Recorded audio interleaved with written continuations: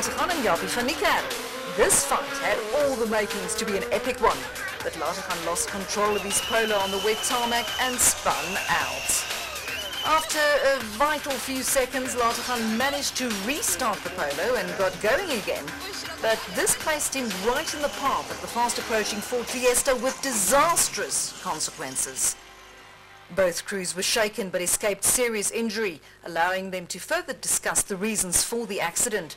But the same couldn't be said of especially the Fiesta, which suffered extensive damage. The car ahead of us had spun and he was making some sort of U-turn and he drove out ahead of us, and Jaapie made excellent work to not to hit him head on nor crash into the people that were standing beside the road. I'm just really glad nobody got injured. It could have been a lot worse. There were a lot of spectators next to the road there. It was a stern reminder of just exactly how dangerous motorsport can be, and a lucky escape for both the teams, but even more importantly for the hundreds of rally fans who fortunately were all unharmed. With the Ford very much stuck on the stage, the organisers had no choice but to cancel the stage and move on to stage 9 at the Mbombela Stadium. At 1.5 kilometres, it was another of those short stages aimed at providing a spectacle, and for the umpteenth time it was Marc Cronje who did not disappoint by claiming another stage win in his Fiesta, closely followed by the Toyota Leroy Polter and the remaining Volkswagen of Gugu Zulu.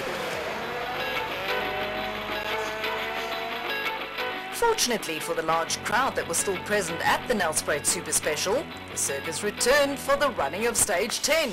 And this time, the fans were treated to top-class racing. In what looked like an exact replay, it was Marc Cronje who once again managed to pip his rival Leroy Polter, this time by a mere 1.5 seconds. With the demise of both Henk Lateghan and Jaapie van Niekerk, the battle between the Castrol Toyota Yaris of Geniel de Villiers and the Volkswagen Sasol Racing Polo of Gugu Zulu was now also in a battle for the final podium position. De Villiers won this little fight by 2 seconds. And the impressive debut by Ernie van der Walt in the Vecto Petroleum Toyota Yaris continued with a victory over the much older PZN panel beaters Aurus of Wilbro Dippenaar on the streets of Nelspruit. But Dippenaar was well in control of 5th place overall. With the drama of tarmac racing a thing of the past, it was time to return to the York Timbers plantations and forests for the day's remaining stages. The rain had somewhat subsided, but the roads were still very wet and slippery. The crews had to tackle stages 11 and 12 on the trot, or nearly 40 kilometres in total.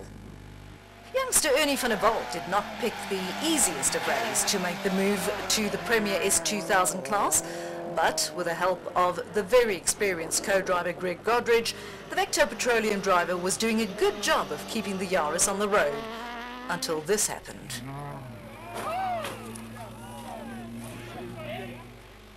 Fortunately, both were unharmed and will live to fight another day. The young man's demise made room for another young man in the form of Namibian Thilo Himmel in his Volkswagen Polo. Together with Armand de Toy, the pairing found their feet in their first outing of 2015 to move up into 6th position. Ahead of Himmel, another young Namibian was also making steady progress. Wilbro Dippenaar had been struggling with clutch and a few other issues since early on in the event, but the talented driver kept the PZN and North City panel beaters Aurus in one piece and comfortably held on to their current 5th place. Gugu Zulu and Pierre Aris found themselves in 4th position overall and a full 53 seconds behind a podium position at the start of the day's gravel action. So the Volkswagen Sasol racing driver had every intention to close the gap. But the man in the current 3rd position was none other than Geniel de Villiers.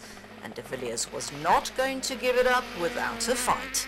And at the very top, it was becoming very clear that the men on form were rally leaders and winners of just about every stage so far, Marc Cronje and Robin Houghton. Reigning champions Leroy Polter and Alvin Coetzee threw caution to the wind in a valiant effort to stop the Cronje steamroller. But on this occasion, the Castrol Toyota Yaris could not keep up with the Ford Performance Fiesta, as Cronje won another 2 stages to extend his overall lead to a comfortable 44 seconds. Proof of Cronje's lead at the top, with Polter leading his teammate de Villiers in 2nd and 3rd respectively. Gugu Zulu moved up to 4th, while Wilbro Dippenaar rounded out the top 5. Just 2 real gravel stages remained, and in the end, it was the Volkswagen Polo of Thilo Himmel and Armand de Toy who survived a tough Sasol rally to claim the points that come with a 5th place finish.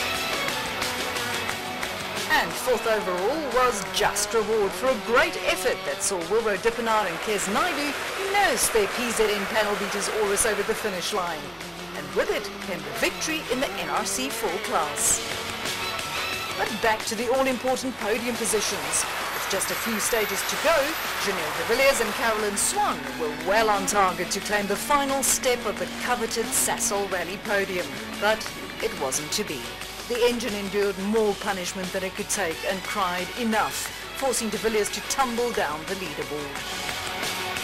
After what can only be described as a weekend filled with character building for the Volkswagen Sasol racing squad, Gugu Zulu and Pierre Aris were more than happy to inherit the 3rd position previously occupied by de Villiers.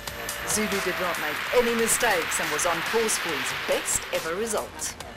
But what about the fight for first? If Leroy Bolter had any intention to try and close such a large gap in just 2 stages, those plans disappeared out the window halfway through the penultimate stage when the Castrol Toyota Yaris picked up a problem. No, we've got a problem. I think we're crash our problem. With the threat of Poulter removed from the equation, Marc Cronier and Robin Houghton continued to do what they did best all weekend long, and that was to win stages en route to another emphatic victory. This was the final obstacle in the way of the remaining crews at Sasol Rally Glory, the traditional blast around the Nelspruit showgrounds, much to the delight of thousands of fans. The less than 500 metres of special stage distance did not hold any surprises, except for Gugu Zulu, who broke Cronier's stage-winning streak. 3rd place overall for the fastest brother in Africa. And a sigh of relief as Leroy Poulter nursed his broken Yaris over the finish line for a fine 2nd position. But the Sasol was all about the Ford crew of Marc Cronier and Robin Houghton, who claimed a flag-to-flag victory. 12 stage wins in the end and a large victory margin for Marc Cronier over Leroy Poulter with Gugu Zulu in 3rd. Wilbur Dippenaar recorded a fine 4th ahead of fellow Namibian Thilo Himmel. Time for Sasol to reflect on yet another successful event. As the title sponsor of this particular event, we are indeed proud and particularly appreciative of what the organisers put together. I think they've lived up to the expectation. And this was what it was all about, the sweet taste of victory champagne on the Sasol Rally podium. And what a time for Gugu Zulu to taste it. It's been a long time coming. It's been 12 years of racing, and finally we're in S2000 and we managed to get onto the podium.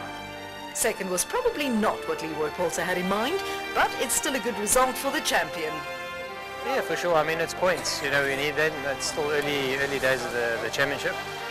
And a very dominant performance by Marc Cronier, who led from flag to flag. The nice thing is that we have the momentum going forward, and everybody's on top of their game at the moment, so we hope we can just keep building on this.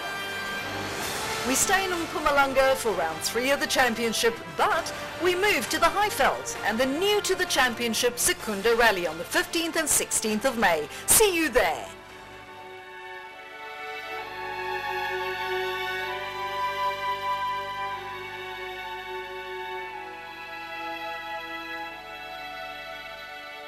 Highlights of round 2 of the South African Rally